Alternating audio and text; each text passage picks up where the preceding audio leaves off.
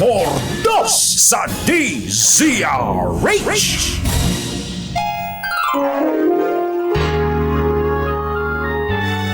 Kauna-unahan sa Pilipinas.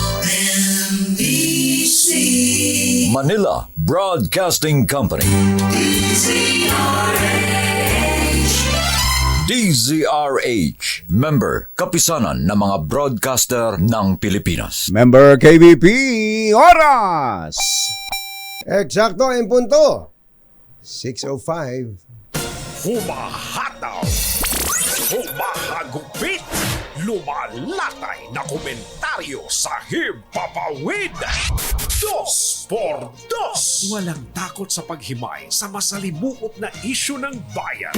2 por 2. Humahataw na mga balita at impormasyon. 2 por 2. Ating damhin, ating lasapin ang hagupit na 2 por 2.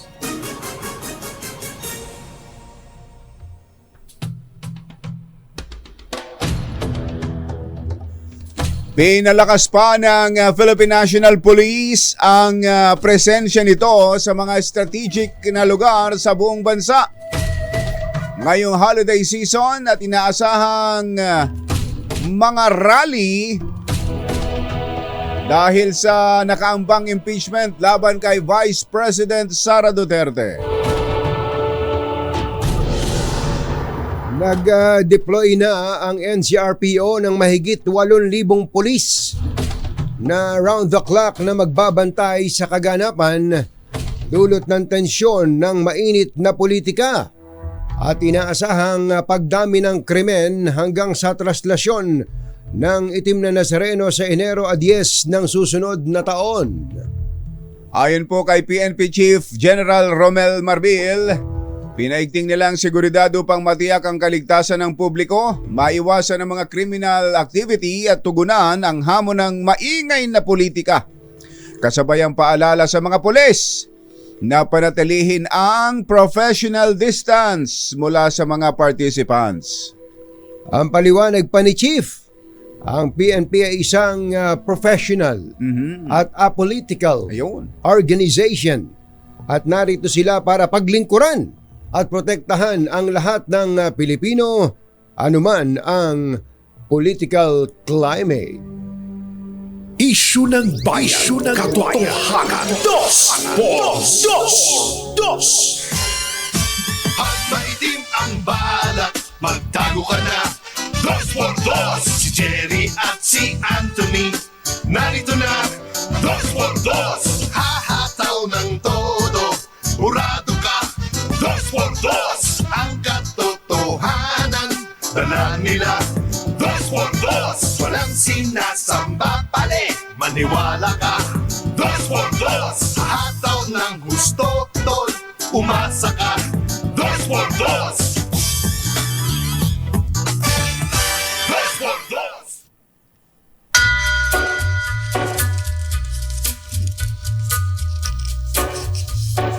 Hi. Take a little walk Maganda muli. town, go across the Lamig. Lamig. where the viaduct Magandang umaga, bayan! Bayan! Ito po si Jerry Baha. Ito po naman si Anthony Taberna. secret Muli pong sumasa inyo ang 2 por 2 finds sa umagang ito ng wise in Friday! Yahoo! Kumusta kayo mga textmates, mga text partners, mga kapamilya, kapuso, kapatid, kabarkada, mga kapitbahay? How are ya? Yon. Kumusta kayo ngayong mga nalalabing araw ng 2024? May nakasabit pala sa likod mo na yan, ano? Sa likod? Oo. Ano ba yun? Mga... Ere. To. Ito ba sinasabi mo? Oo nga. Talagang sakto-sakto pala sa ulunan mo, eh, no? Tumutunog ba? Tumutunog. Kaya naman sobrang traffic na ngayon. Galang Grabe. oras. Talaga Nung naman. Sabado, kung Bachero, maraming medyo nasaktan. Oo, Sa talaga. atin din ng traffic. Oh. Sabado, Biyernes at Sabado. Oh. Oo, pero asahan natin yan itong linggong ito. Sigurado yan. At sa mga susunod pang araw, mamaya nga makibalita tayo sa MMDA kung ano ba ang mga gagawin nila. Ipagbabawal din na rin ba nila ang sasakyan sa EDSA? Ayan. Para maging maluwag ang EDSA, ibawal ang sasakyan. Ayan. Merong ginawa ang Quezon City, iba naman. Yun nga, kaya nga Ang nabanggit ganda. ko yun. Ang Oo. ganda. Sa ano yata yan? Sa Murato. Ayan, no? Matagal na nating pinapangarap yan na magkaroon ng mga Carless Day, hindi Oo. naman sa buong lugar, Oo. may mga portions lang, di ba? ang ganda ng Murato na yung kumbachero sa dami ng restaurant dyan. Naku, oo, talaga Sobra, naman. hindi naman ganun kahaba. Naisip ko yung nilalakad-lakad ng marami nating kababayan pag nagpupunta halimbawa ng Singapore, Ayan, no? ng Hong Kong. Ayan, Hindi naman nagre-reklamo. Mainit ba sa Singapore? Oo. Mainit sa Singapore. Mainit ba sa Quezon City, Murato? Oo. Pareho lang naman. Parehas lang. Pero pagka maganda yung bangketa na ganyan, na nilalakaran, Oo. at malinis. Tapos maraming Oo. nakikita. Maraming nakikita. Oo, maraming pagkain na pwedeng bilhin. Ang ganda ng ito Inumpisa na pala ni Mayor Joy Belmonte. Mayor Joy. Mula daw po alas 5 ng umaga hanggang alas 10 ng umaga diyan po sa Murato. Inumpisahan daw nung Sunday. Ewan ko lang kung lagi na ba yan o tuwing Sunday lang. Tuwing Sunday lang yata, kung Tuwing Sunday, bachero. 5 to 10 a.m. Makati tuwing dati Sunday. ring mayroong ganyan eh. Oo. Magpapark ka ng malayo, Oo. tapos maglalakad ka kasama mo yung pamilya mo. Yun ang masarap, diba? May matatanaw ka ng mga security, kumbaga may police visibility naman, hindi ka kakaba-kaba. Oo. Di ba? Hindi lang yan sa mga pamilya, pati sa mga magjowa-jowa. Magjowa-jowa. Bababa ng jeep, tapos magka-holding hands na holding hands, maglalakad na ganyan. Tama. tapos Tapos sabay na liwanag sa dilim. Hindi, si Manong Jo Saldariaga yan. Manong Jo! Yo! Manong Jo Saldariaga ng Meralco. Uy, iniwanan na ba ni Manong Jo ang Meralco? Hindi, dapat, pero pinipigil siya ng Meralco. Talaga, Sabi siguro kapag, ng- kapag talaga ikaw ay pinakikinabangan at performing, napakahirap, napakabigat sa kumpanya na ikaw ay bigla, basta na lang Talaga. pawalan. Totoo. Manong yun. Jo, laban tayo dyan. Pag nakita mo naman si Manong Jo, spooting na nung nakita ko nung batang-bata pa. Biyernes, pambihirang pati. Oo. Your head. Ayan, kayo bang lahat ay handang-handa na? Hey, buddy, Handang-handa na sa lahat. Ayan. Sumisingit pa rin tong impeachment, Ayan. kill threat. Naku, medyo Tuloy-tuloy pa rin yung tuloy-tuloy balita pa dyan, rin ang mga Tuloy pa rin ang away ng mga DDS at ng mga loyalista. Kaya nga Bagamat may panawagan po ang Department of Health na ngayon pa lang ay ngayong holiday season ay ang kanilang panawagan to eat healthy. Eat healthy. To eat healthy this holiday. Baka naman sumagot yung isang Pilipino, Secretary Herbosa, do you eat healthy? Ay. Baka balikan si Secretary ng Baka ganun eh. At saka yan ay matagal na rin namang panawagan si Dr. Tony Dr. Tony Liachon. Liachon. Dr. Isin. Yes, sir. Ang ating hero. Ayan, no? Health Education Reform Order. Tama ba yan? Oo. Yung, nung umpisang nagkakilala tayo nung araw eh. Yun na ang Anong sinusulong taon ni... yun, kumbachero? 2006 yata, 2007, ano? Oo nga eh. Yan na ang isinusulong at tama nga naman. Ito hindi pa nga Disyembre nagsimula na mga kainan natin eh. Totoo. 'Di ba? Mga handaan dahil yung iba maagang Celebrate. nagse-celebrate, maagang Ayaw sumabay sa marami. Oo, ayan. Kaya nga on the hinay-hinay lang. Tama rin itong panawagan na yan ng Department of Health. Totoo. Kahit pa sabihing mukhang hindi naman din nila ginagawa.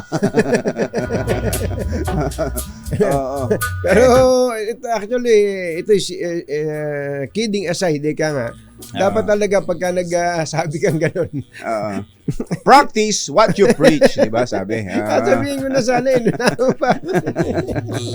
Ay, buhay. Ang dollar ay bumababa. Ang Aba. halaga ng piso ay tumataas. Lumalakas. Aba. 57.73. Nag-59 na ito nung nakaraan, di ba? Oo. Ngayon ay 57.73 pala. Ang paliwanag dyan ng mga eksperto ay dagsa ang dolyares US na ipinapadala ng ating mga kababayan. Lumalaban sa madaling Oo. salita ang ating pong dollar reserve. Kaya yung Oo. dollar na papataas, medyo nalalabanan. Oo. Sinabi mo, baka sabihin ng ibang mga wag na muna nga tayo magpadala. Wag, padala pa kayo. Kaya nga sasabihin ko padala pa kayo. Come on, bring it on! Bring it on! Ayan. Ipadala nyo pa ang inyong mga dolyares para happy din ang inyong mga kapamilya dito sa Pilipinas. Ang mga kumpanyero ng bayan, Katunying at Jerry. Dos! Oras po natin. Achi, ahya, Mr. Jelom Tang, Lakyam Chapsihon, 6:14 ng umaga. ACS Balita. Susunod na. Ampasan magsulok ng kapuluan, Luzon, Visayas hanggang Kamindanawan. Basta't may balita, ipagwagwagan ng sikat na tagapagbalita. ACS Balita. Kasama ang 2x2 tandem Anthony Taberna at Jerry Baha. ACS Balita. Ang programang ito ay hatid sa inyo ng ACS Manufacturing Corporation, ISO Certified, maker of world-class quality Pride detergent. Araw ng Monday, December 9, 2024. Narito na po ang ulo ng ating ACS Balita. Pilipinas binigyan ng World Bank ng very satisfactory ratings. Malacanang binuksan sa may 2,000 bata tumanggap ng regalo mula sa First Family. Pagbebenta ng 40 pesos kada kilong bigas sa istasyon ng LRT at MRT, sisimulan na bukas. Wadcom, isa sa publiko ang progress report ng investigasyon sa EJK, illegal drugs at Pogo bago ang Christmas break. Dumaraming aksidente sa kalsada na kinasasangkutan ng mga truck. Ikinabahala na ng MMDA at ng Commuters Group. Pagpatay sa isang pulis na chinap-chap pa ang katawan Antindi niyan. bago inilibing sa Baguio City, isang kaso ng crime of passion. Magandang umaga Luzon, Visayas, Mindanao. Good morning Philippines. Hello world.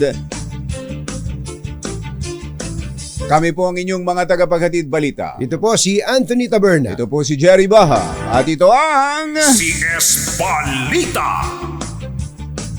kaugnay nga ng pagkabahala na daw po ng MMDA.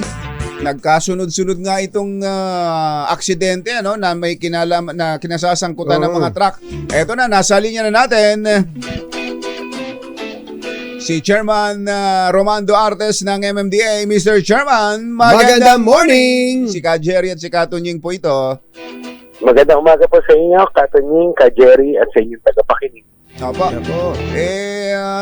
Yun nga, bakit kung kailan yung matraffic, nagsisimula ang matinding traffic, tsaka naman nagkasunod-sunod itong mga aksidente na mga truck pa ang involved, Chairman, ano? Oo nga po, kaya nga po, mamaya ikakasa po namin yung pagpapatawag ng pagpupulong multi-sectoral, hindi lamang po yung mga trucks, asosasyon ng mga trucks, kasama na rin po dyan yung mga ride-hailing apps, asosasyon po ng mga nagkokotse o gumagamit ng kotse at iba pa pong sektor para mapag-usapan po kung paano ba natin may iwasan itong ganitong mga aksidente dahil nga po tama kayo, medyo nababahala kami kasi sunod-sunod yung aksidente na kinabibilangan hindi lamang ng truck, motor, mga kotse na sa tingin naman namin kaya naman pong maiwasan. At hanapan po natin ng paraan kasi ito nga pong mga dalawang magkasunod lamang na insidente involving trucks ay may mga namatay kaya po kami ay nababahala. Alam niyo naman magpapasko imbis na makasama nitong mga namatay yung kanilang pamilya ay hindi na sila makakapag-celebrate. Instead magluluksa po sila. Kaya nga po Ito hong nangyari diyan sa Katipunan, tsaka sa isa sa Skyway sa bahagi ng Parañaque. Na-check nyo na ba, Chairman, sa mga investigador sa traffic kung yun ba talaga mga nawalan ng preno, issue ba sa sasakyan, sa truck, o driver's error? Yan po yung kinakatwiran ng mga drivers ng dalawa. Chairman? Hello? Yan. Go ahead po. Go ahead. Naputol kayo kanina. Sabi, yun ang kinakatwiran ng driver. Opo, na nawalan ng preno. Pero ito naman pong ganitong mga pangyayari pwedeng iwasan kung properly maintained yung truck at hindi overloaded yung karga. At the same time, yung driver behavior, minsan po mabilis tulad na sa Katipunan, na-capture po yan ng CCTV natin at nakita po natin na sobrang bilis po talaga noong pagbulusok ng truck. Kaya nga. Sa lasa. Opo. Napuputol kayo, Chairman. Actually po, yun po yung claim ng driver. Ang pinagagawa nga po sana namin ni Combachero doon sa aming reporter, sabihan yung traffic investigator, baka pwedeng subukan kung talagang walang preno yung palyado yung preno ng truck. Total, maayos pa naman yung truck. Kasi lagi na lang po yun naging usual excuse na nawala ng preno. May nag-message po sa atin na nasa trucking industry, sila po yung nagbebenta din ng truck. Iba na daw po mga truck ngayon kaya yung pong, pwede bang ma-check yun, Chairman, na yung mismong sasakyan, pagkatapos na aksidente at sinasabi niya na wala ng preno, baka pwede i-check yung brake. I-note po namin yan na magandang suggestion po yan.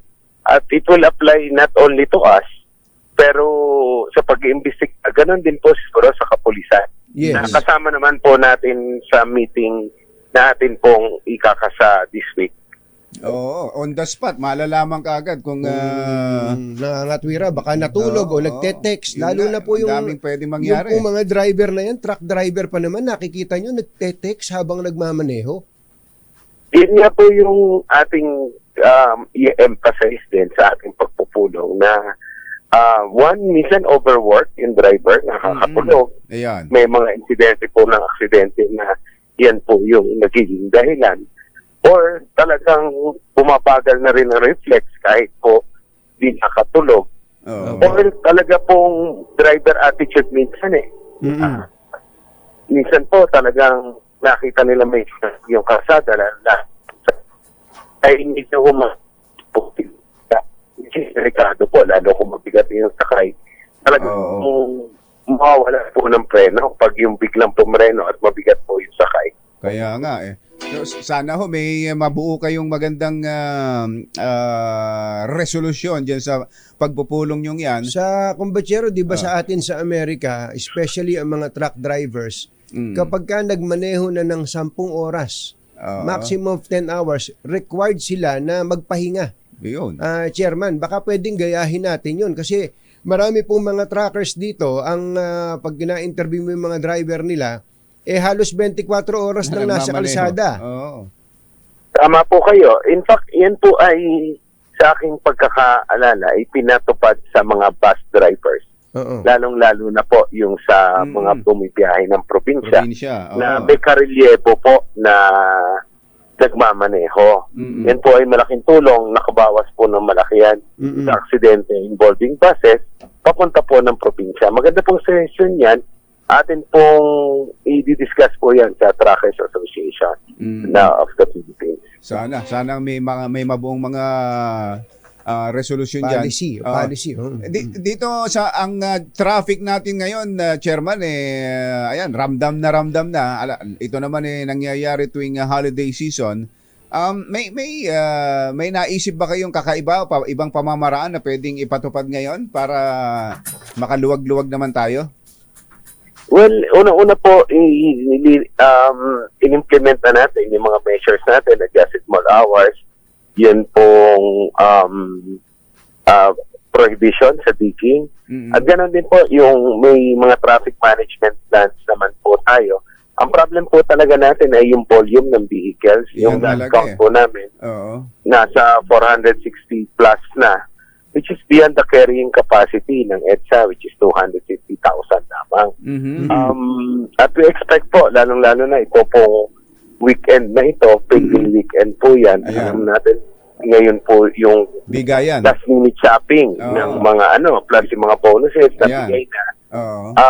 Asahan po natin na yung pagbigay bigat ng daloy ng traffic, lalong-lalo na sa traffic sa malls. Oo. So, tayo po ay nananawagan sa ating mga kababayan na planuhin mabuti Oo nga. ang biyahe po nila. Kasi pag nagkasabay-sabay po yan, Friday, Saturday, Sunday, talaga pong napakabigat ng daloy ng traffic. Ang mahirap namang i-suggest natin, Chairman, na January na ibigay yung bonus, ano? Makagalit naman sa atin lahat. Magagalit po ang mga tao. Magagalit. Teka muna, yun sa EDSA carousel, yung plano dati na gawing counterflow, yun ho ba na-shelve na? Hindi na ho ba itutuloy yun? Ay, hindi ko po alam sa DOTR, pero alam ko po pinag-aaralan po yan. Kayo ho ba kinonsulta ron? Pwede ba yon? Kami po on our own, we studied the proposal but informally. Pero may mga reservation lang po kami regarding safety. Oo. Kami nga rin doon ni Kumbansero, may mga reservation din. Lalo na nitong huling madaan ako ng EDSA, may mga portion pala talagang makipot. Opo. Kaya may mga portion din na walang barrier, walang harang. Opo, at tulad po noon sa Ayala, Ayun, no, ang sa Ayala. po ay nasa kanan. Hihiwalay So, ka. paano po yun mangyayari? Mahirap Sa kanan, talaga. tapos babalik. Yun po. Mahirap At na, may ano? section po dyan na nag-merge yung lane. Like, kunyari po, papunta kayo ng San Juan, Green Hills, Oo. northbound. Yung mga private vehicles po ay nagkukross doon Yun nga. sa bus lane. So, yun po yung mga kailangan pag-aralan. Oo. Saka yung ganong yung bandang Ayala na yon, Kumbatsero, di ba mawala nga yung barrier. Oo. Iniisip ko yung counterflow sabi ko, Kaya nga. paano kaya gagawin dito pag ganong counterflow? O kaya pag nilagyan pa ng barrier, lalong sisikip. Oo, lalong sisikip. Ano? Ilan na lang yung lane na natira. Oo. Isa na lang po, yung pong mga side streets natin, alternate routes, ano bang obserbasyon ninyo? Yung bang mga ginawang basketball court, andyan pa? Mga ginawang burulan ng patay, oh. Well, tuloy-tuloy naman po yung ating clearing operations. Talaga pong rumiresponde kami sa mga reklamo, even text messages po pag nakaka-receive po tayo. At yung ating pong command center ay ina-actionan natin at kiniklear. It's just that marami po talaga, mahaba po yung karsada, hindi araw-araw namin mababalikan. Pero as much as possible, talaga pong dinivide na namin sa ilang teams yung ating mga tauhan para po mag-conduct ng continuous clearing operation. Malaking bagay po yung mawala lang yung double parking Mabuhay lane. Ay, Yung mabuhay lane. Mawala Oo. lang Kumbatsero yung mga naka-double park sa mga alternate routes na yan. Ang laking luwag po, Chairman. Pero siguro sa pagkakataong ito, magsusumbong na rin ako. Yung ibang mga enforcers naman natin, kapag ka nandun naman yung driver, wag nang tikitan, paalisin na lang. Baka pwede namang ganun. O kaya kung... Wag na ito. Kung Wag alba, na nandiyan na yung hatakin. driver, Oo. hindi ba meron kayong may ilang minuto ba yan? 2 minuto? O, 5 minutes po actually yung 5 ibibigay natin. Oo. Dalawa naman po kasi Jerry Caton yung ating panikit or penalty para sa illegal parking. Pag attended, 1,000. Pag unattended, 2,000. Kung hindi natin po mahahatak. At meron naman tayong binibigay na courtesy, around 5 minutes po. Inoorasan po yan ng ating mga enforcers. Kung hindi po dumating yung driver ay doon na lamang po ito tow. Ayun. Pero may ticket pa rin siya, ganun. Yung May ticket pa rin po, illegal pero parking. Illegal parking. opo, illegal parking pa Mas rin. malaki Pero hindi gagastusin na niya po pagka ito tow, no? Malaki. Opo, Malaki yun. opo. Malaki Malaki gagastos. po. Oo. Dahil may towing fee pa po yun. Oo. Naku, may Doon sa violation. Chairman, may pahabol dito, taga-probinsya. Paano daw ba sila? Hindi ba pwedeng yung mga provincial bus payagan sa EDSA ngayong holiday season para hindi na sila palipat-lipat ng sakay? Well, pinayagan na po natin starting December 20 20. na gumamit po ng EDSA yung provincial buses. Oo. Pero 10 p.m. lamang po, starting 10 p.m. to 5 a.m. Dahil yan po yung period or yung time na medyo na-decongest na po yung nighttime traffic. Oo. Kasi para po wag na sila makadagdag sa peak hours. Pero starting December 26 hanggang January 3 Oo. ay bibigyan na po sila ng 24 hours na access Ayun. sa EDSA. Sa po. EDSA. So sa December 20 ay 10 p.m. to 5 a.m. lang pwede ang provincial bus sa EDSA. Opo. Pero pagdating Apo. ng 26, December 26 hanggang January 3 po ay January sila 3. 24 hours po. ayun, Ayun, ayun. malaking bagay yan para sa ating mga pedestrian at mga commuters Galing probinsya. galing probinsya. Mm. Mr. Chairman, maraming Thank you. salamat po. Mabuhay po kayo at wala ba tayong ticket yan? MMFF. Thank you, Chairman. Magandang araw po sa inyo. Thank you po. Thank you. Chairman Don Artes, MMDA. ACS Balita. Alas 6:32 ang ating oras, magbabalik pa rin ang mga balita.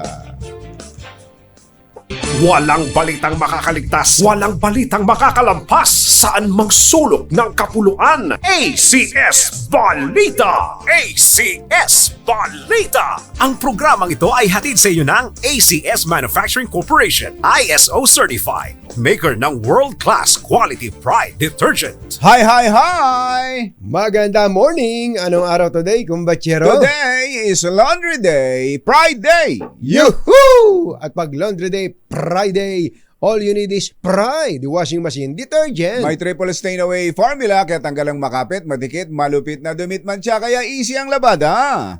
Kaya pala mula noon hanggang ngayon, All you need is pride. All you need is pride. ACS. ACS Balita! Alas 6:37 ang ating oras, binigyan ng World Bank ang Pilipinas ng very satisfactory rating sa pagpapatupad ng 34 billion pesos na proyektong pinondohan ito at ng European Union sa ilalim ng Philippine Rural Development Project. Ayon kay Mio Takada. sino yan? Mio Takada, Senior Agriculture Economist at World Bank Task Team Leader sa PRD o Philippine Rural Development Project. Very satisfactory ang resulta ng 3 linggong misyon na isinagawa upang masuri ang orihinal at pinalawak na mga proyekto sa ilalim ng programa sa Mindanao at Southern Luzon. Alas 6:38 ng umaga na imbag bigat kada kayo amin na po. Agriing kayon, gising na. Aabot sa 30,000 mga bata mula Luzon, Visayas at Mindanao ang maagang nakatanggap ng aginaldo mula sa palasyo katuwang ang DSWD at local government units. Mahigit 2,000 sa mga ito ay personal na nagtungo sa Malacanang at mainit na tinanggap ng Pangulong Bongbong Marcos at First Lady Liza Araneta Marcos. Halos 28,000 naman ay nakiisa via live stream mula sa 17 LGUs at 62 DSWD center sa buong bansa at nakatanggap ng kapote, medyas, face at hand towel, tumbler at relo. Masayang umawit din ang mga ito ng Christmas carols kasama ang First Family na game na nakipag-bonding sa mga bata. Welcome back sa Malacanang. At alam nyo naman, basta pag Pasko, ito ay ino-open house namin dahil ganyan talaga ang naging tradisyon sa pamilya namin, pamilya Marcos. Nung bata pa ako at dito pa kami nakatira, basta't Pasko, meron kaming handa para sa ating mga maliliit na naalagaan. Kaya nandito po tayo ulit. At alalahanin ninyo, etong ating pagsasaya dito ay hindi lamang dito sa palasyo, kundi sa iba't ibang lugar sa buong Pilipinas. Yun, no. May Sino live ba ang kausap streaming doon ng pa rin. Pangulo? Mga Yung bata. mga bata. Mga bata. Saka yung mga nag-aalaga sa mga bata. Yung mga kapag talaga mga bata ang kausap mo, asahan mo na. Magulo yan habang Magulo. nagsasalita. Presidente na nagsasalita. Naghahabulan doon. Ano ba yung sinasabi sa kanya? Takbo lang. Takbo ka lang yan. Sakay ka niyan. No, ako naman. Ganun talaga. Bata yun eh. Bata. Ang tinig ng Pangulong Bongbong Marcos habang ang mga bata ay naghahabulan. Aarangkada na ngayong linggo ang pagbebenta naman ng 40 pesos kada kilong bigas sa mga piling istasyon ng LRT at MRT. Sinabi ni Agriculture Secretary Arnel de Mesa na target nilang simulan ang paglulunsad nito bukas. Kabilang sa mga istasyong unang lalagyan ng Kadiwa Kiosk ay ang LRT Monumento Station at North Avenue Station sa MRT 3. Ayon sa DA, bahagi pa rin ito ng kanilang Rice for All program na layong gawing mas madali ang pagbili ng murang bigas, lalo ngayong holiday season na karaniwang tumataas ang presyo ng mga bilihin. Ito pong darating na linggo ay maglulunsad na rin po tayo. Pag hindi po Tuesday o Wednesday ay magkakaroon na rin po tayo ng Rice for All sa mga piling istasyon din po ng LRT at MRT. Una po namin tinitignan dito po sa may Monumento sa LRT at sa may North Avenue naman po para sa MRT. Si Agriculture Assistant Secretary Michael de Mesa. Isa sa publiko na ng House Quadcom ang progress report sa isinagawang 12 beses na pagdinig hinggil sa extrajudicial killings. 12 lang pala yun. Parang napakadami na nun, ano?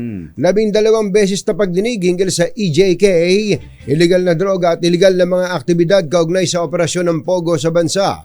Sinabi ni House Quadcom Overall Chairman Robert H. Barbers, inihahanda na nila ang output para may mai-report sa taong bayan. Gaya na lamang ng 18 panukala na kanilang nabuo. Resulta ng mga pagdinig na layong mapalakas ang polisiya at maiwasan ng mga kahalintulad na krimen. Alas 6:42 ang ating oras. Diyos maray na aga sa Indugabos mga Bicolano. Mata na ka mo, gising na.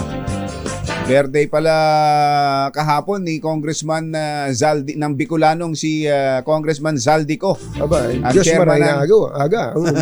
Chairman ng House Appropriations Committee ng Ako Bicol Party List. Yan. Mr. Chairman, happy birthday! Happy birthday, Chairman!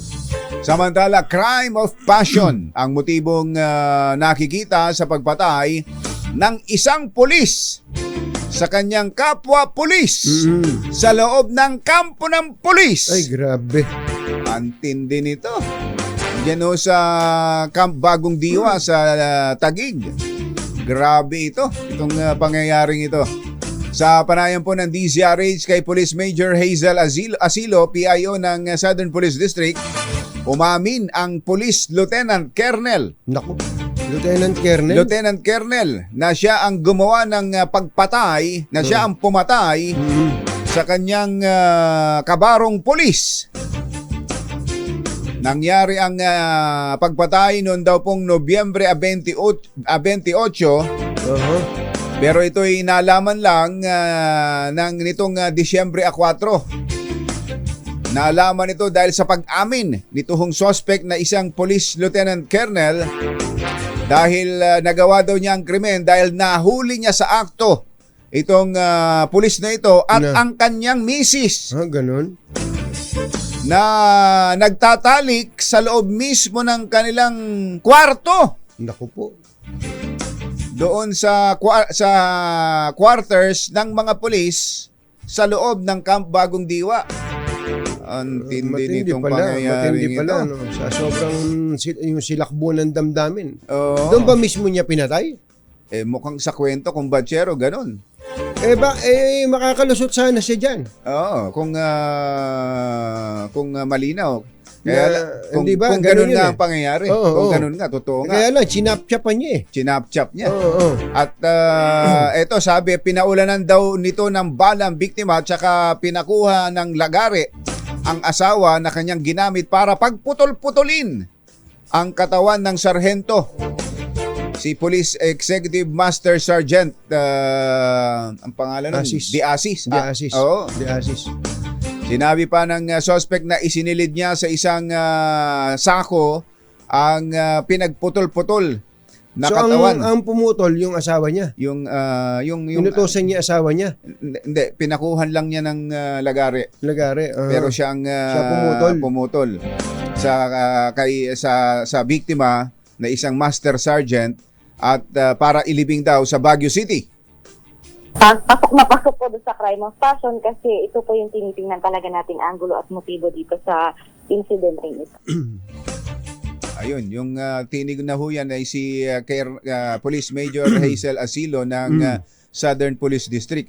Ang matindi nito, ito ho, yung suspect ay Police Lieutenant Colonel. Oo. Yung asawa niya ay police din, sarhento. Sargento. Yung sinasabi niyang misis niya na nahuli niyang katalik nitong pinatay niyang sarhento rin ng pulis. Oo.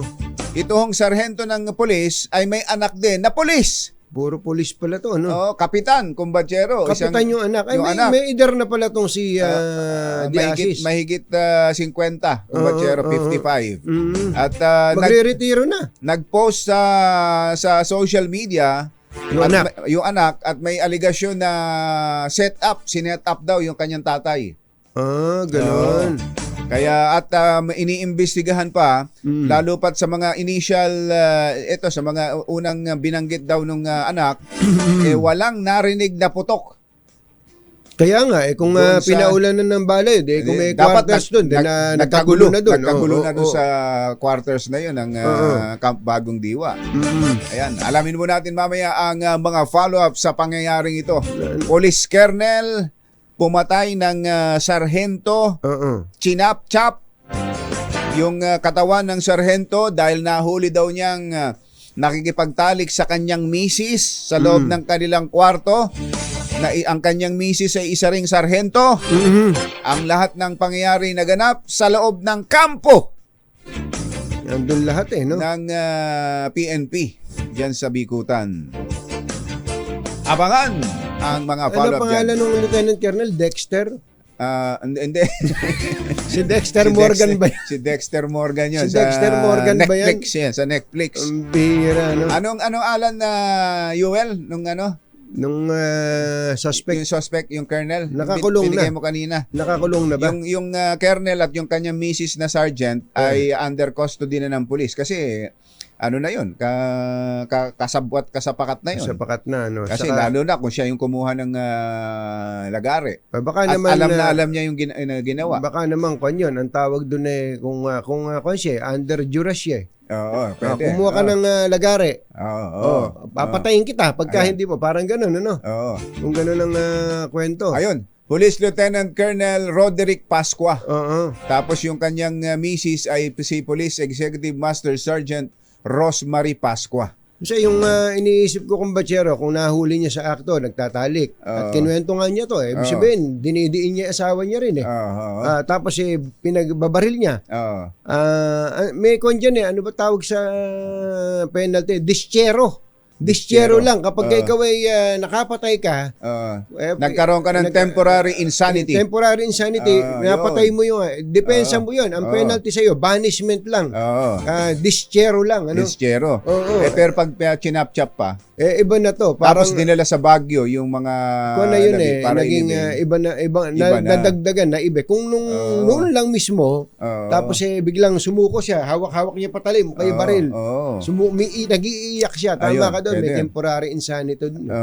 Dahil nakita mo may umaasawa sa asawa mo Tsaka kung may putok, dapat nagkagulo na doon sa buong kampo. Yun nga, lalo pat may itong anak ho ni Police Executive Master Sergeant Emmanuel De Asis, merong ibang anggulong tinutukoy.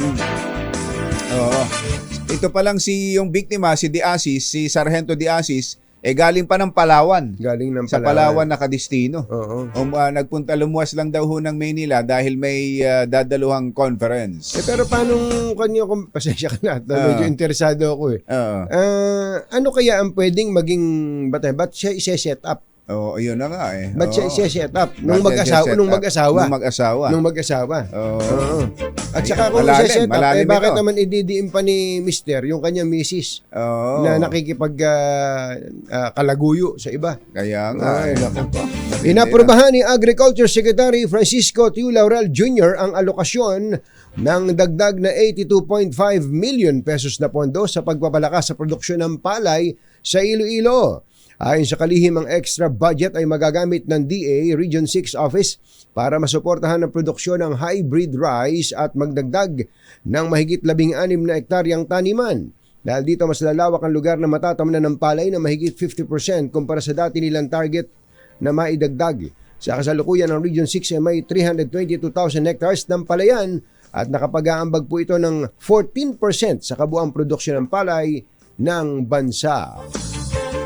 Samantala, inendorso ng Philippine Councilors League of o PCL si dating DILG Secretary Benner Abalos bilang senador ngayong midterm elections. Matapos ang kanilang National Board meeting sa World Trade Center, Pasay City, ipinahayag ng Philippine Councilors League sa isang resolusyon ang kanilang buong suporta sa kandidatura ni Abalos.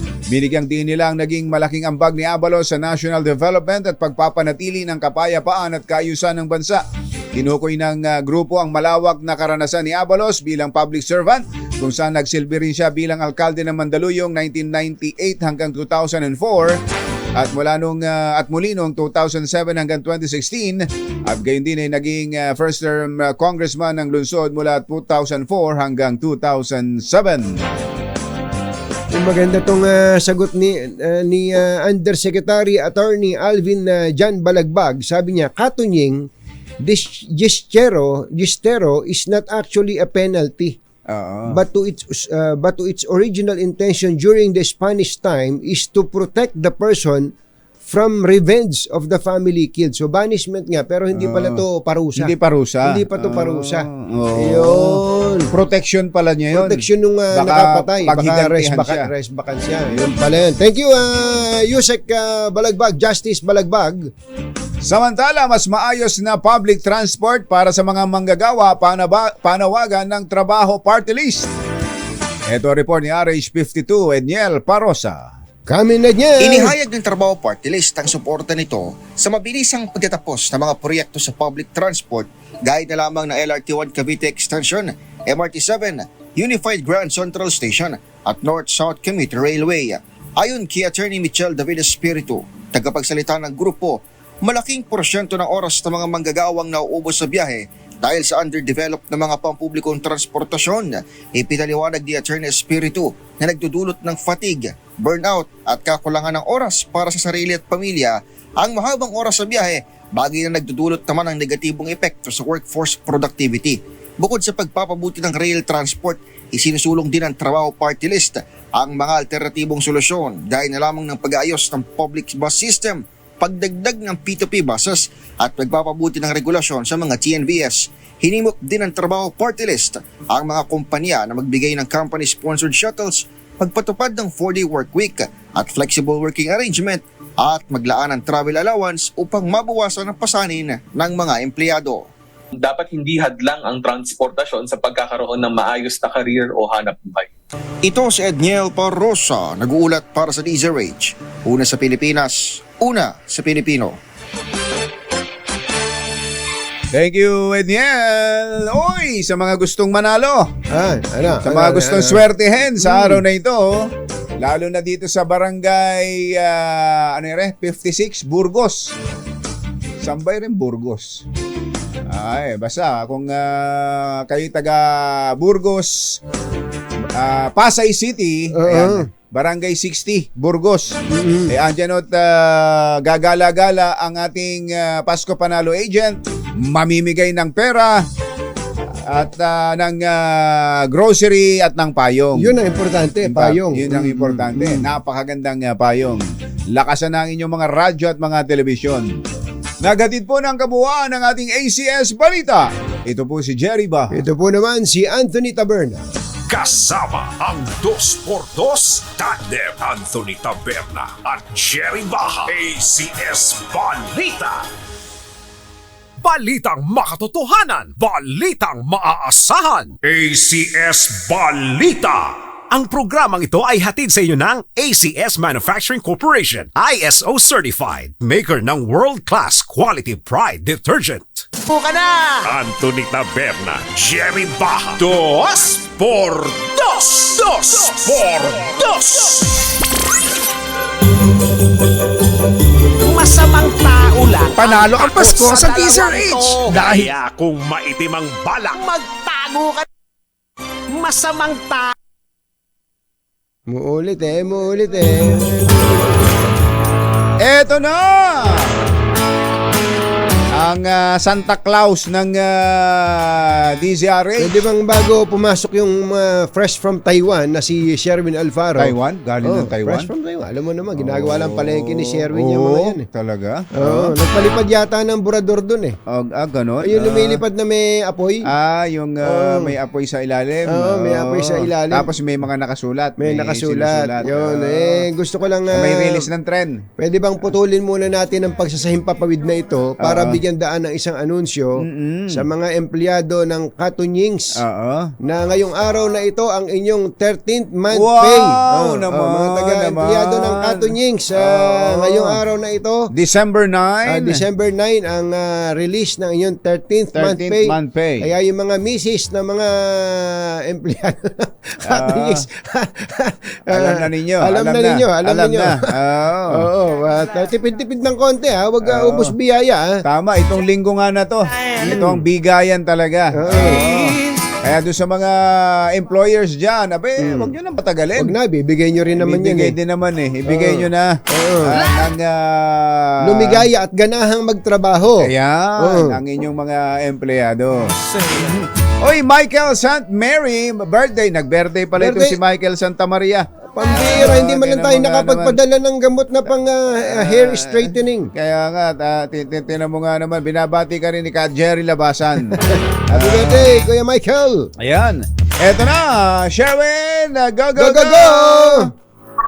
Kaya pala si Christian tsaka si Nicole dyan sa NAIA Terminal 1 ng Katunyings, ganado doon sa stall nila. Syempre. Isang bigay lang. Ngayon ang bigay ng 13th month pay. Ito mo naman, napakasaya ng mga tao ngayon dahil syempre, hindi lang bonus sa babagay. May pang-premyo pa. May ulam pa. Ayun, ang sarap ng ulam mo. Sarap. Paksiw. Yan ang mga hinahanap ngayon. At saka siyempre mga gulay. Paksiw. Boring. Wala ba tayong lechon dyan? Ay, meron. Pag lumahanapin. Ay, naku naman. Huwag lumahanapin. Talaga naman. Tignan mo, tumutunog na yan. Tutugin natin. Putok-batok talaga, ano? Pinatunog yung balat. Pinatunog yung balat. Magaling yung cook nito.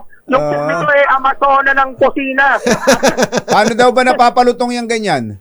Paano ba napapalutong to, te? Ano ginawa mo dyan?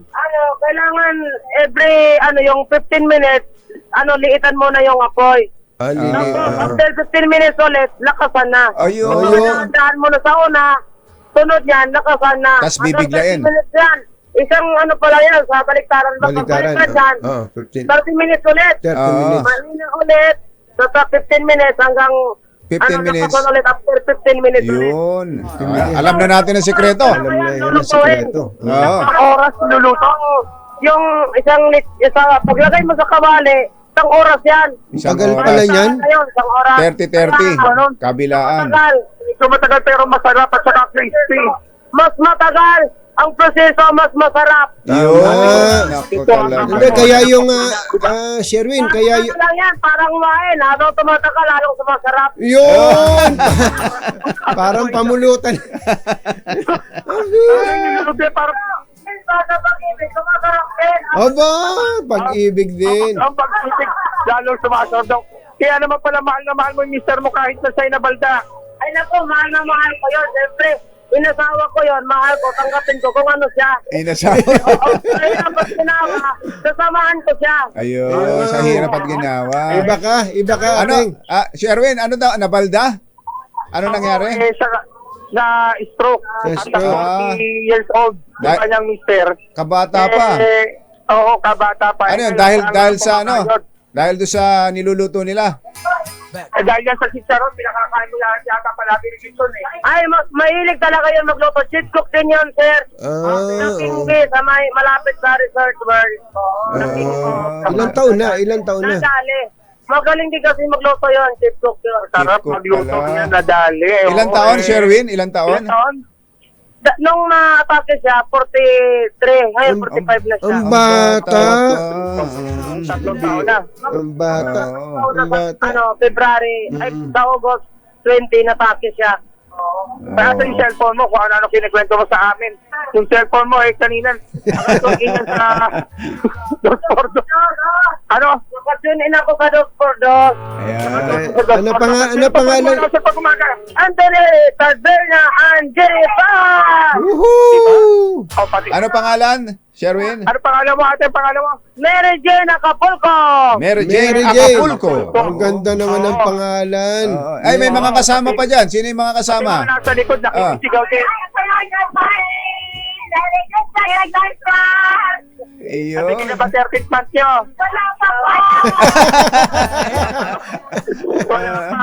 Wala pa. Pero Parating pa lang kay Mary Jane. paunahan na natin ang aksa nilang 13 month ng 1,000 pesos. Yehey! Happy New Year, Sir Anthony Taberna and Sir Jerry Paz! Ayun, thank you. Yung mga angels niya. At siyempre meron ka ding Caesar H. Grocery. Yehey! Amen, Sir! Merry Christmas ulit! Thank you, Mary Jane. Ayun, yung matindi. May huwagang payong. Ayan. Meron ka pang payo. Nagulan na panahon! Yehey! Ang saya ng araw dito kay ate. Hindi masayahin siya. Kaya Oo nga. ako nagluluto sabi ko, Kaya masarap ang pagkain. sa buhay. Masarap ang pagkain. Natikman ko yung adobo. Grabe ang adobo. Parang katuminsang lasa. Ang Yun. diba? Sherwin, Saka yung pork, Sherwin. parang katumins. Oo. yung proseso pala ng pagpapalutong ng crispy pata na napakahaba. Ano kaya yung mga nagrereklamo sa ba't ang mahal ng crispy pata? Yan ang dahilan. Oo. Napakahirap pala yung ginagawa niyang mga katulad ni Ate Mary Jane, ano? Pero mo, papakuluan ng ipiprito ng halos isang oras. Kaya nga. Yung gas nun. Yung gas nun, tsaka yung hirap nung Proseso isang na yan, init. no? Yung init sa pagluluto. Pero mo, nasa initan to. Buti lang din na matibay-tibay ang katawan nito nga masura ng kusina na to. Ha? Kasi kung mahinahin ka ang katawan nito, malulusaw yung mga taba-taba nito sa init sa kusina. Ayos. Kaya naman, Pinaka-exercise ko. Everyday ito rin pinaka-exercise ko. Ang pagluluto kasi, tumatawa talaga yung Hindi bumangkahit siya. pero hindi ayun. sumasama sa ulam. May good morning towel sa likod. Paminsan, nagpapasarap din yan.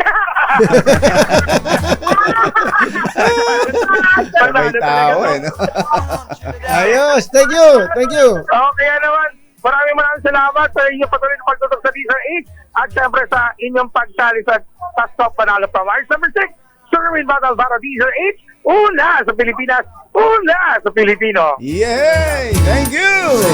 Maraming salamat Ate Mary Jane Acapulco. Ang ganda ng pangalan ni Mary Jane. At magandang morning din kina Mr. and Mrs. Winston at Mary Vitan. Sabi ni Kuya Mel Magno at Kuya Mark Navarro and family, maganda morning. Ayun.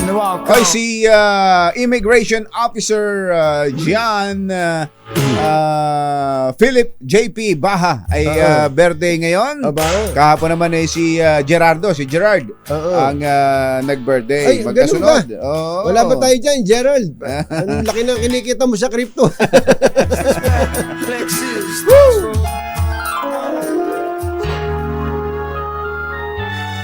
Kauna-unahan sa Pilipinas. Manila Broadcasting Company.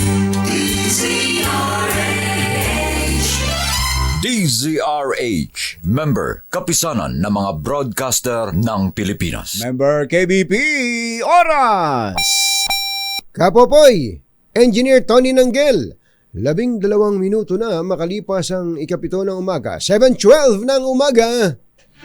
Balitang bagong-bago, balitang dapat alam mo, balitang magdadagdag ng talino dahil bagong impormasyon, makibalita, unang-una sa DZRH.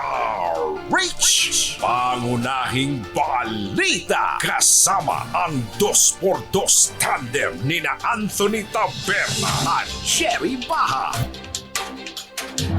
Araw ng Lunes, 9 ng Disyembre 2024. Narito na po ang ulo ng ating mga pangunahing balita. Dalawang barko ng BIFAR ginamitan ng laser ng Chinese vessel sa West Philippine Sea. Mas mahigpit na seguridad ipatutupad ng PNP ngayong holiday season. Provincial buses pinayagan ng MMDA na dumaan sa EDSA simula sa 20 ng Disyembre. Taiwanese trader na dumalo sa pagtitipon sa Tagaytay City nawawala. Sasakyan na recover sa Laguna. Presidente ng Abono Party List itinumba sa Pangasinan. Lola patay sa rumaragasang bus sa Quezon City. Magandang umaga Luzon, Visayas, Mindanao. Good morning Philippines. Hello world. Kami po ang inyong mga tagapaghatid balita. Ito po si Anthony Taberna. Ito po si Jerry Baha. At ito ang Pangunahing balita. detalye ng mga balita sa aming pagbabalik. Alas 7:14 ang ating oras. Alas 7:19 ang ating oras. Ipatutupad ng PNP ang mas mahigpit na seguridad ngayong holiday season. Kabilang sa mga tututukan ang mga pampublikong lugar gaya ng mga mall, pamilihan at transport hub na inaasahang daragsain ng mga tao. Paigtingin din ng pambansang pulisya ang anti-cybercrime operations laban sa iba't ibang scam. Ayon kay PNP Chief General Romel Marbil, layo ng kanilang operasyon ang mga sindikato sa likod ng online scam at masiguro ang kaligtasan ng publiko. Samantala magtatalaga rin ng quick response team ang PNP upang agarang makatugon sakaling may biglaang insidente. Pwede nang dumaan ang provincial buses sa EDSA simula December 20 hanggang Enero 2, 2025. Ito yung matapos pagbigyan ng MMDA ang hirit ng grupo ng provincial buses na dumaan sa EDSA ngayong holiday season para mapabilis ang kanilang biyahe at para na rin sa kanilang mga pasahero. Sa abiso ng MMDA, maaaring makadaan ng mga ito sa EDSA simula December 20 hanggang 25. Ito po'y alas 10 ng gabi hanggang alas 5 lamang ng umaga. Pero pag tuntong ng December 26 hanggang January 2, pwede pong dumaan sa EDSA ng 24 hours. Paglilinaw naman ng ahensya, lahat ng provincial bus na galing sa norte ay hanggang Cubao, Quezon City lamang. Samantala, ang mga galing naman ng Timog ay dapat na hanggang sa Parañaque Integrated Terminal Exchange o sa Pasay City lamang. Patay ang isang 59 anyos na presidente ng Abono Party List matapos pagbabarilin ang kanilang sasakyan sa Kalasyaw, Pangasinan kasamang dalawa nitong empleyado. Sa ulat ng pulisya, binabagtas ni Ponciano Onya Jr. ang kahabaan ng bayan ng Lubong patungo sa kanyang tirahan sa barangay San Leon kasamang dalawang iba pa nang dikitan sila ng mga nakamotorsiklong gunmen Sabado ng gabi. Maswerte namang hindi tinamaan ng bala ang dalawang kasamang empleyado. Naisugod pa sa Umingan Community Hospital ang biktima pero binawian ito ng buhay dahil sa mga tinamong tama ng bala sa katawan. Naniniwala ang kampo ng Pangulo ng Abono Party List na may kaugnayan sa politika ang krimen. Na-recover na ang sasakyan ng negosyanteng Taiwanese na unang iulat na nawawala matapos na dumalo sa isang pagtitipon sa Tagaytay City noong Oktubre. Ayon sa Laguna Police, nakita ang pulang Volkswagen na may plakang NFK 1919 sa Barangay Santa Cruz malapit sa Santa Rosa Toll Plaza northbound. Nabatid na walang susi pero bahagyang nakabukas ang bintana at pinto ng sasakyan nang makita ng mga taga-highway patrol ng PNP. na ipasuri sa LTO na kumpirmang pag-aari ito ng negosyanteng Taiwanese na si Kuo Wen Huang na patuloy na hinahanap hanggang sa ngayon. Patay ang isang lola matapos masalpok at magulungan ng isang pampasaherong bus sa Quezon City. Ayon sa ilang nakasaksi, mabilis ang takbo ng bus. Ayan na naman. Habang papaliko sa isang intersection dahil hinahabol ang stoplight. Nako. Hindi naman tumahandar ang stoplight. Ba't mahahabulin niya, no? Dahil dito hindi na napansin ng driver na may tumatawid na lola sa pedestrian lane. Kaya ito'y nabundol. Hindi pa kaagad nadala sa ospital ang biktima dahil naipit ito sa ilalim ng bus. At tumagal ng 2 oras bago siya tuluyang naalis. Naku po, inang. Agad na ikinulong sa Quezon City Traffic Sector 3 ang driver ng bus, pero iginit nito na hindi niya sinasadya ang nangyari dahil hindi niya nakita ang tumatawid. Sabi ng QC Traffic Sector, hindi naman kasi dapat dumaan sa lugar ang bus dahil walang sasakyan ang dapat na lumigo sa pinangyarihang kalsada mula sa lane na pinagmulan ng bus. Basta't pedestrian lane, basta't may tumungtong na dyan sa... Dapat ganun talaga ang pagpapahalaga ng nating lahat sa buhay. Sa pedestrian lane especially. Dahil yan ang dapat na itatak sa mga nagmamaneho, sa mga magmamaneho. Buhay ng tao. Di ba binabanggit natin kumbatsero, mahilig din lang tayo manggaya. Yan ang dapat nating gayahin. Halimbawa sa Amerika, kapag may tumuntong, tama ka doon kumbatsero, pag may tumungtong, kahit na sabihin mo, naka-stop siya. Basta may tumungtong doon. Basta may tumungtong. Yun ang, hindi nga pedestrian lane eh. Basta tumungtong sa kalsada, talagang Huwag mong sasabing, nauna ako dito eh. Wala gano'n. Nauna ako dito. Nakanguso na ako Hindi pwede yun. Yun ang karaniwang katwiran dito sa atin, no? Full stop, mga kapwa namin motorista. Full stop. Pagpapahalaga sa buhay ng tao. Yun. At saka laging priority tao, yung pedestrian. Totoo. Pedestrian, bike, yung mga nagbibisikleta, yan, priority yan sa kalsada. Teka muna kung batsero, ano ba tong pinadala ni Kong Angel, yung sa Quezon City daw nangyari to? Yuel, meron pa ba tayo niyan, yung video? Yung 3 sinuro ng isang van? Yun, sobra yung kumbatsero, yung sasabihin nilang nawalan na naman ng preno yun. Oo. Pero nasa pedestrian, nasa bangketa. Nasa bangketa yung 3 naglalakad. Galing daw sa kumain. Walang kamalay-malay, naglalakad sila, nasa likod nila, bigla silang sinuro nung van. Naubod ng tulin na van. Namatay din isa doon eh. Nako. Sabi ni Noche Kakas, namatay daw yung isa doon sa Quezon City din. Sasabihin na naman na wala ng preno. Nako, yun na Kaya naman. nga yung tinatanong natin kay Kuyang Val Gonzales baka pwedeng sabihin dun sa, at sumang-ayon si chairman yan kanina, baka pwedeng sabihin sa investigador, i-check nga yan, paandarin nga yung truck na yan kung talagang yung sa Katipunan na may sinasabi natin. Kung talagang nawalan ng preno. Kung talagang nawalan ng preno, baka favorite excuse na lang yan ng mga driver. Nawalan ng preno. Yun!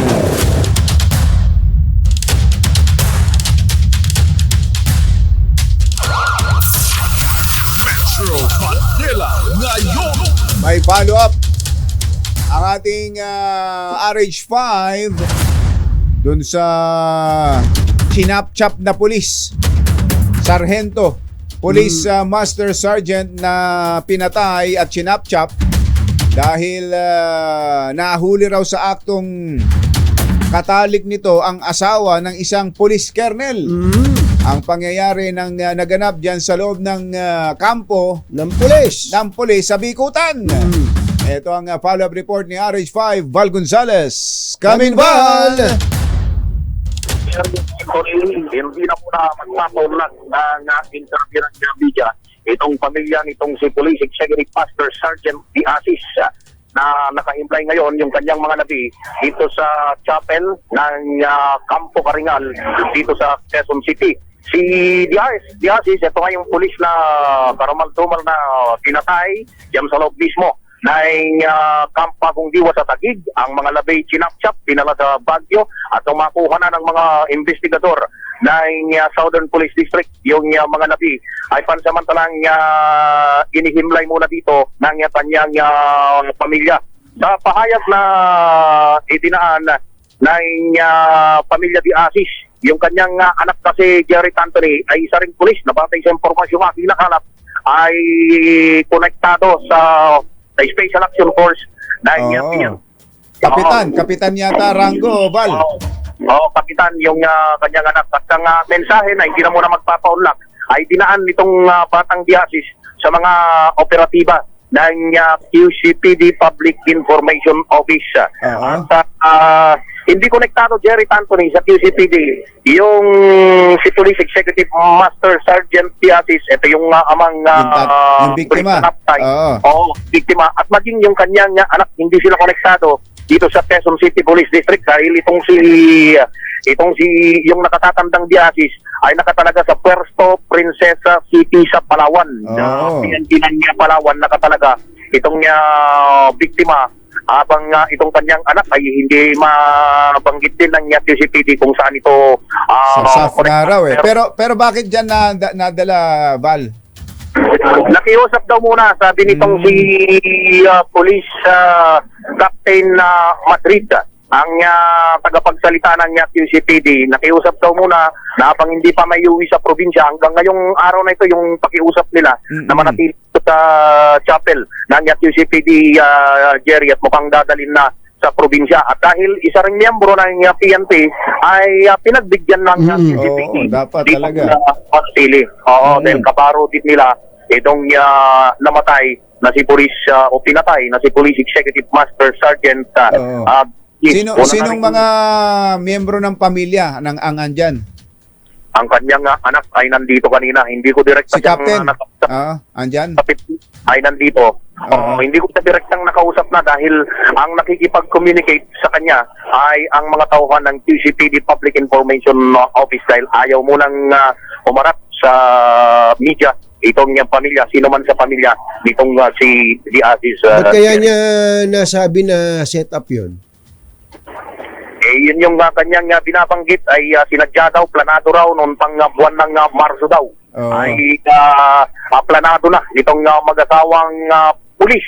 Kabilang na yung pumatay, na isang police lieutenant Kerrel, isang junior officer ng PNP. Marso pa raw nung planuhin ito.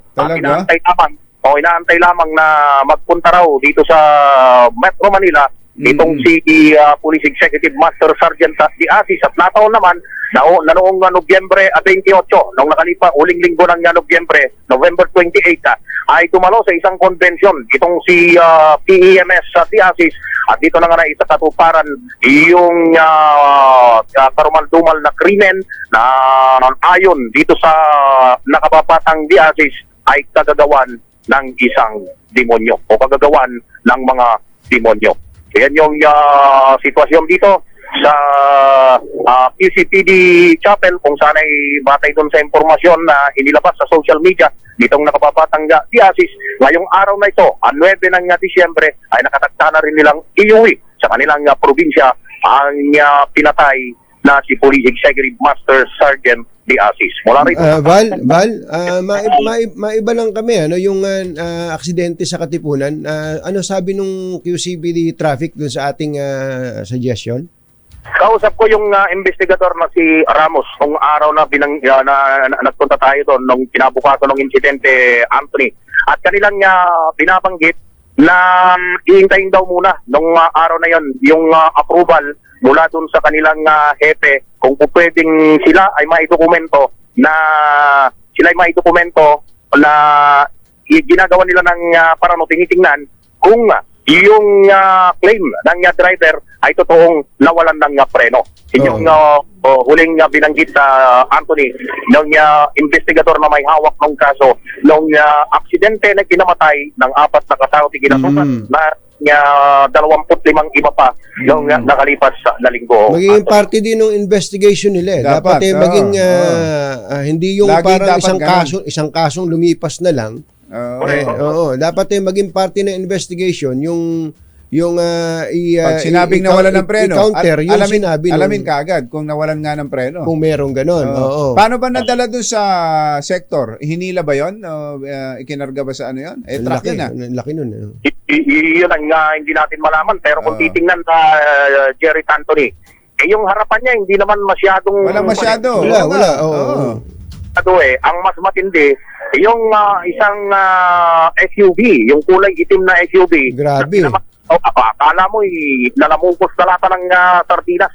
Yung isa dun sa mga sasakyan na nabangga, isa dun sa 21 mga sasakyan na nabangga nung humaharurot at di umano ay nawalan ng preno. Pero ang sabi ni Ramos ay bahagi daw ng kanilang investigasyon. Di naman niya binabanggit sa akin noon nung araw na tayo nagpunta ron na Jerry Anthony kung isasagawa nila yung inspeksyon sa pamamagitan ng inyong suggestion, Jerry at Anthony. Yung kasi meron kasing ibang batas dyan yung anti-distracted driving, yung ADA, yung Anti-Distracted Driving Act, yung bawal kang nagsiya-cellphone, yung bawal kang kamukat-mukat mo, baka nagsiya-cellphone nga yan eh. Tapos dadahilan lang. Tapos dadahilan nila, nawalan ng preno, ang may kasalanan bigla, yung truck. Hindi malayong mangyari yon na Anthony, yung sa ganung klase ng gawain ng mga driver yon ay hindi naman kasi namomonitor din at hindi rin sapat yung mga nakakalat na mga traffic enforcers at may kakulangan din doon sa gamit para mahuli yung may batas na bawal lang gumamit sa lahat ng mga major roads ay nakalagay yung bawal ang gumamit ng cellphone habang nagmamaneho. Pero iyan, pagdating sa baba, ang realidad ay maraming mga driver na nagse-cellphone kapag sila ay nagmamaneho. Okay. Thank you, Val. Ako si Val Gonzales, back to you, Cherry at Anthony. Metro Manila ngayon.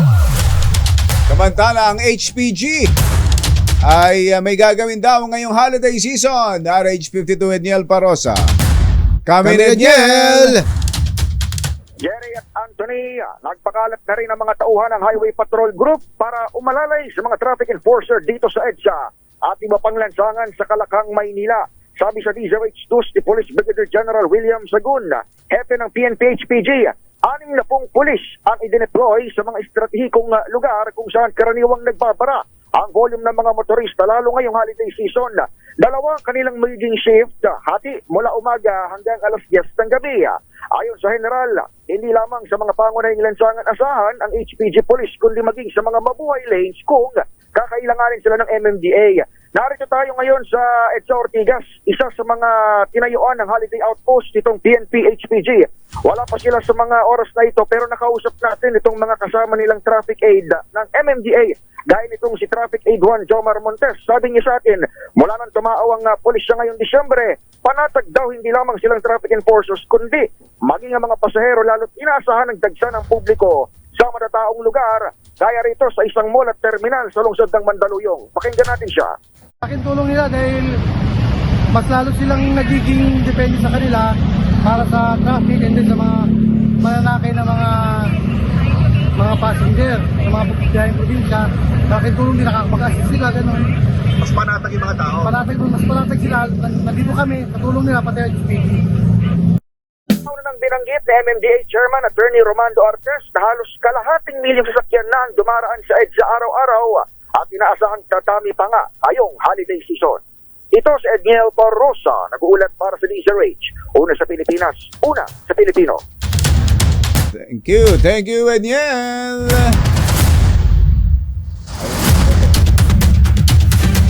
Mga nangunguna at mga bagong balita sa DZRH. Pangunahing balita. Susunod! Dito Bo!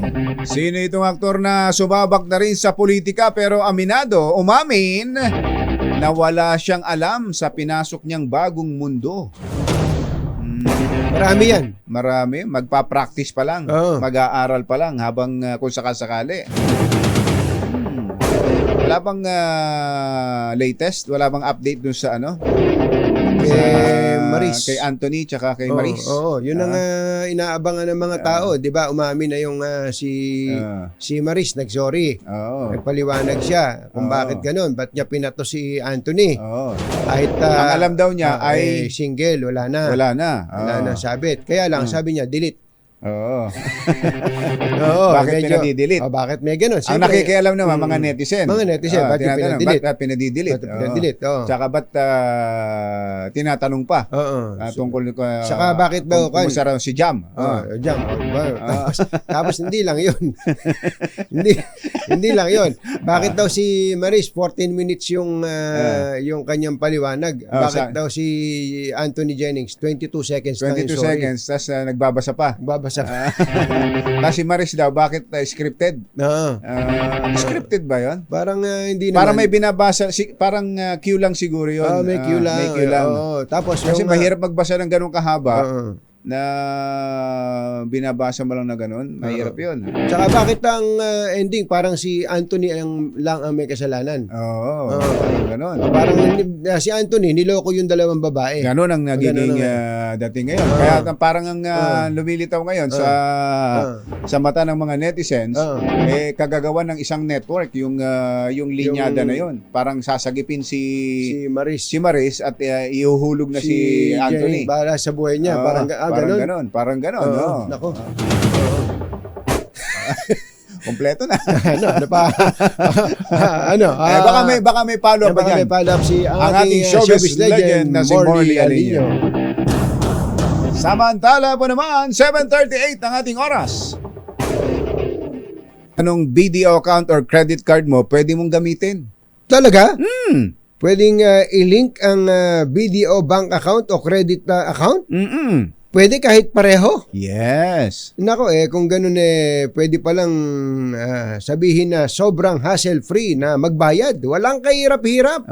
Pero teka, paano yung mga walang BDO account? Pwede din ba silang gumamit? Siyempre naman, pwede silang mag-open ng BDO basic account mismo sa app na walang initial deposit or sa branch. Kaya kahit hindi ka BDO client, enjoy ka pa rin sa features tulad ng scan to pay, send money at pay bills. Ang saya pala ng BDO Pay app. Flexible na, convenient pa. Oo, kaya kung gusto mong hassle-free transactions, i-download mo na ang BDO Pay app. Sobrang flexible at swak na swak sa pangangailangan mo. Mga nangunguna at mga bagong balita sa DZRH. Pangunahing balita.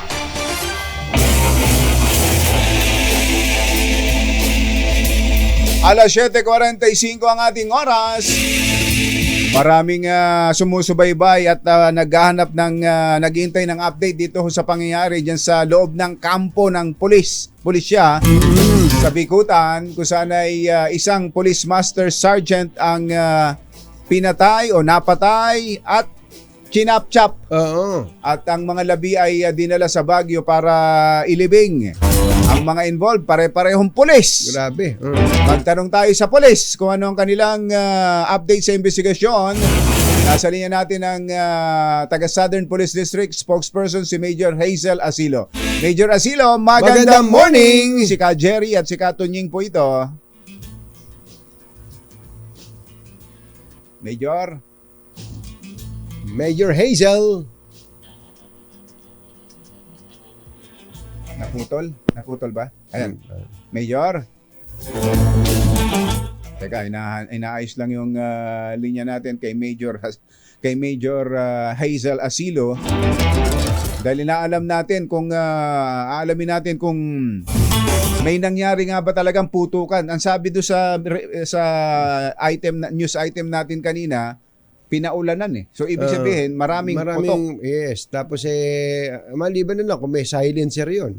Yung kahit may silencer, makakakumusyon Kung quarters yung lugar na yon, dikit-dikit lang yon, kumbachero.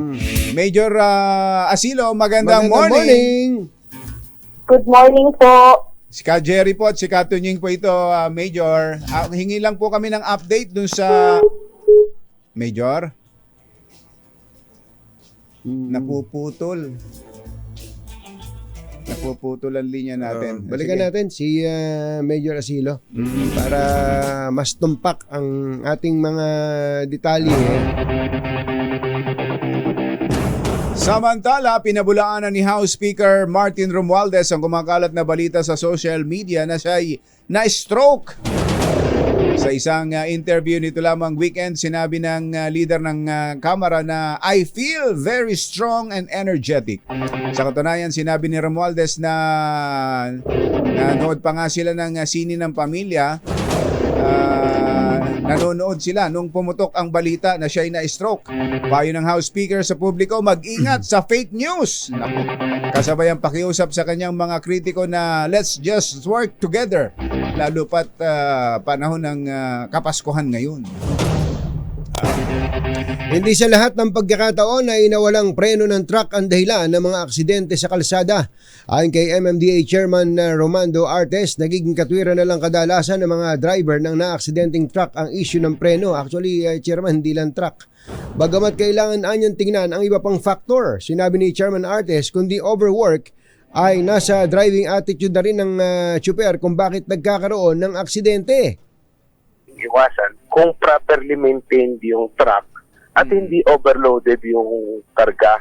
At the same time, yung driver behavior, minsan po mabilis tulad na sa Katipunan, na-capture po yan ng CCTV natin at nakita po natin na sobrang bilis po talaga. Ang tinig po ni Chairman Don Artes. Balikan natin si Major Hazel Asilo ng SPD. Major Asilo, magandang Magandang morning! Ay, ano nangyayari sa telepono natin? Sa linya ba nila yon? Mario, Joseph. Pahirapan na ang pag-book sa mga ride-hailing services kasabay ng lumalalang traffic sa Metro Manila ngayong holiday season. Ilang empleyado ng DZRH at mga netizens na nag-post sa naranasan nilang halos 3 oras na paghihintay bago makapag-book ng TNVS. Partikular na tumatagal ang booking kapag nasa gitna rin ng rush hour, kung saan ay marami ang nais na sanang umiwas sa matinding traffic. Pero ang good news dyan, meron na daw lugar ang Naya. May nilagay ng lugar ang Naya para sa mga TNVS. Terminal 3. Terminal 3. Oo, sa Terminal 3. Kasunod ito ng binuksang TNVS Hub na layong maiwasan na maapektuhan ng daloy ng mga sasakyan sa gitna ng drop-off at pick-up ng mga pasahero. Ayon kay NNIC General Manager Angelito Alvarez, inilagay ang TNVS Hub sa multi-level parking building sa NAIA. Ayun, doon pala nilagay. Kasi wala nang nagpa-park doon eh. Halos. Oo. Nawala na yung mga nakababad doon. At kung saan ay 400 parking slots at 18 loading bays ang maaaring gamitin ng mga taxi services. Ayan. Maganda yan kung batsero para hindi yung curbside na gano'n, yung daanan. Doon nagpupuntahan lahat ng tao, naghihintay ng taxi, naghihintay ng nakaka-traffic tuloy. TNVS nila. Sobrang ganda po nito. Halimbawa lang sa sa Singapore. Nakaturo tayo kung saan ka papunta ng TNVS o kaya yung taxi. Saan ang bus? Saan yung bus? Napakaganda po nun. At yan po ay nangyayari na pala ngayon sa ating kailan ng soft launch? Ito bang ito Sabado? Itong Asingko. Itong Thursday. Nagkaroon daw po ng soft launch nitong Thursday at magiging fully operational. Naging fully operational kahapon, December 8. Ayun. Ito na. Subukan natin. Ready na. Inayos na ang linya. Sige. Major Asilo, magandang morning. Good morning po, Ka Jerry and Ka Tony. Magandang umaga po sa lahat. Opo. Hingi po kami ng update no sa nangyari dyan sa Bikutan. Ano latest, Major? Sa ngayon po, hinihintay po namin yung death certificate ng ating victim at inaayos na po yung case build-up para po makapag-file na po kami ng complaint dito sa ating mga suspects. Opo. Na-kumpirma po ba na may pamamaril talagang nangyari sa loob ng kampo doon sa quarters area? May mga witnesses, Major? Wala pong lumapit na witnesses at based din po dun sa ating investigation, wala naman po silang narinig na putok. So, regarding po sa investigation na ginaganap natin, patuloy pa rin po, baka po may mga natatakot lang po silang magsalita. Kaya po patuloy pa rin po yung pagtatanong po natin at pag-iimbestiga. Yung po bang confession nitong si Kernel ay papaano po niya ginawa? Meron po siyang kasamang counsel na nag-execute po siya ng kanyang extrajudicial confession at doon po niya nilahad kung ano po yung nangyari nung gabing yon na napatay po yung ating pong victim. Mga anong oras daw po yan nangyari, Major? Wala po siyang binigay na specific na oras, pero nagbase po tayo dun sa statement niya na nangyari po yun noong November 28 ng gabi. November 28 ng gabi at ang sabi niya, pinaulan na niya ng bala. Dahil nahuli niyang nagtatalik sa loob ng bahay nila. Tama po? Yun po ang laman? Sa statement niya po. Pero po hindi po kasi naka-specific talaga na yun yung pinaulanan. Bali sa statement niya lang po is nabaril niya yung ating yung ating sa. May ano na po, may siyempre yung crime scene dapat yung SOP yun sa pulisya. Napuntahan na ho yung lugar na yon at na forensic na yon. Yes po, lahat po yun ay napuntahan po ng ating SOCO, maging po yung remains ng ating victim is nag-ano din po tayo ng forensic exam doon at isa po din yun sa mga hinihintay natin para makumpleto po yung case build-up natin laban doon sa ating suspect. So yung pong mga marka ng dugo, yung baka may balang, may basyo ng balang nakita doon o kaya may dingding na nadali ng pinaputok na baril doon. Meron na po ba? Meron po ba? Sa ngayon po, yung official report po ng forensic natin is wala pa po tayo. Yun po yung isa sa mga hinihintay natin. Major, nung unay ina-report lang ito na missing, paano hong nangyari na biglang lumutang itong si Kernel at umamin? Gaya po nung sinabi dun sa ating report na lumabas, naghanap po itong kanyang anak at na-trace po niya na ang huling location na pinuntahan ng kanyang tatay is sa loob po ng kampo. So nakipag-coordinate po siya dun sa ating headquarters support unit at na-trace po dun sa base sa CCTV nila na kung saan po yung pinuntahan niya at sino po yung huli niyang kasama. Doon po tayo nag-start at doon po natuntun itong ating mag-asawa. Yung po bang mga kapitbahay, gaano kalayo po ba sa quarters yung pinakamalapit na kapitbahay? Magkakalapit lang naman po yun, kaya lang po gabi po yun, so, kaya hindi po natin alam kung may mga tao na nandun or kung vacant yung mga units na katabi po nung unit nitong ating mag-asawang suspect. So sa ngayon po lahat po yun ay inaalam po ng ating mga investigador at makikita po naman lahat yun sa magiging final report po na ibibigay sa atin ng Taguig City Police Station. May post to sa social media yung anak si Captain Peter De Asis na may binabanggit na setup, sinet up daw yung kanyang tatay nung mag-asawang nung colonel tsaka nung sarhento. Ito bang anak ay nakunan na rin ninyo ng statement, Major?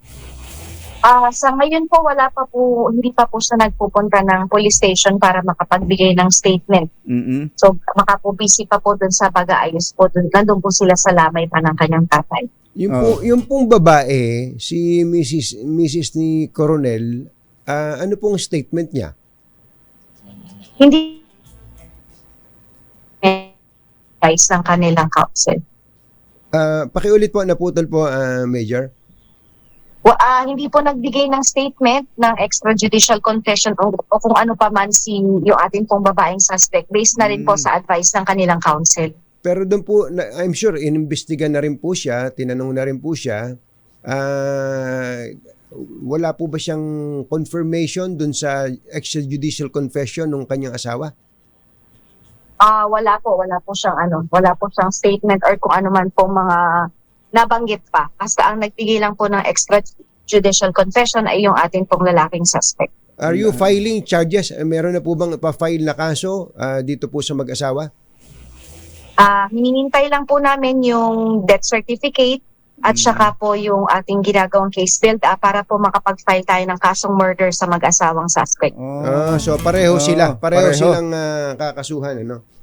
Opo, pareho po sila. Nasaan na po yung mag-asawa, Major? Sa ngayon po, nasa custody po ng Taguig City Police ang mag-asawang suspect. Nakakulong po, nakakulong. Opo. May anak po sila?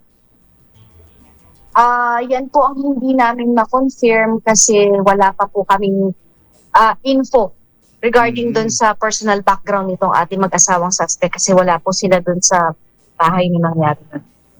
Kung meron man. Paano daw po nalaman ni Captain De Asis na paano na-trace na yun ang last location ng kanyang ama? Doon po sa CCTV, makikita po kasi na kasama niya yung babaeng suspect. Siya po yung huling kasama na. May CCTV. Opo, mayroon po CCTV so, po. nag-imbestiga yung anak. Dahil nandiyan din sa Bikutan yung headquarters ng Special Action Force.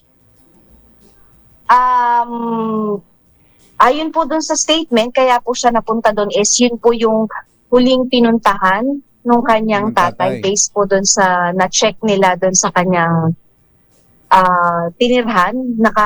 Meron po kasi siyang pinag-check-in na hotel at nung umalis po siya, is doon po yung pinuntahan niya. Na-check po na doon nagpunta sa loob ng Camp Bagong Diwa at kaya po siya nakipag-coordinate sa RHSU. Taguig Police at SPD ang in charge po talaga sa investigation. Bali po, Taguig City Police Station po ang naghahawak ng kasong ito. May tracking device po doon sa cellphone ba nung tatay niya? Na-trace po niya doon sa sa base po doon sa sinakyan niya na ride-hailing app. Yun po yung na-trace niya kaya po nalaman niya na doon nagpunta yung kanyang ama. So nakuha po niya yung cellphone ng tatay niya?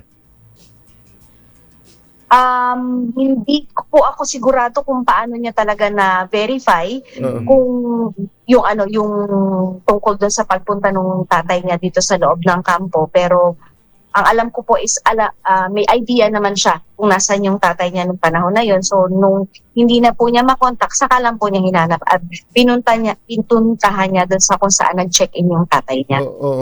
So mula doon sa Hotel Combachero, nalaman niya na pumunta sa Bikutan, sa Bikutan. Kaya medyo bibilib ka din doon sa anak sa kung paano niya na-track yun. Police talaga investigador talaga. May training din May training. Anyway, pero Major, so ang tinitingnan pa rin ninyo, ang anggulo pa rin ninyo ay based doon sa extrajudicial confession ng Colonel. At ito'y crime of passion. Yes po, yun pa rin po ang motibo na tinitingnan na sa anggulo po. Kahit na may binabanggit yung anak na ito'y set up. Hindi po natin alam kung saan nanggaling po yung statement na yun ng kanyang anak, pero nagbebase po kami dun sa statement na binigay po ng ating suspect na lalaki. Okay. Major, thank you. Salamat po sa Salamat update. po, Major Hazel Asilo. Magandang umaga po sa inyo. Maraming salamat. Marigat, go! Ay! Kuya Romel Sitin, maganda morning. Uy, baka may butas yung bubong ng bahay ninyo, ha? Buti na lang, may bubong na maaasahan. Gawa sa state-of-the-art technology. May aluminum na. May pintura pa. Now, available na rin sa pre-painted tiles pan. Para sa eleganteng bubong na matibay na, makulay pa. Mag-Cherry Loom, pre-painted ka na! Kaso Jimenez, belated happy birthday daw kay Bok Fraji. Kay Maringal Major General Fraginal ng Marines. Kuya Boy Fabian, maganda morning. Kong Doming Mariano, maganda morning. 8:05 na pala. Si Colonel Moy Pagaduan nag-i-inspection na naman dun sa Aulo Dam. At maganda raw ang panahon. Ayos. Thank you, Colonel Moy Director General RD Reuben Theodore Sindak diyan sa Bicol. Magandang morning. Bye! Happy weekend! Woo! Damdaming bayan. Susunod na.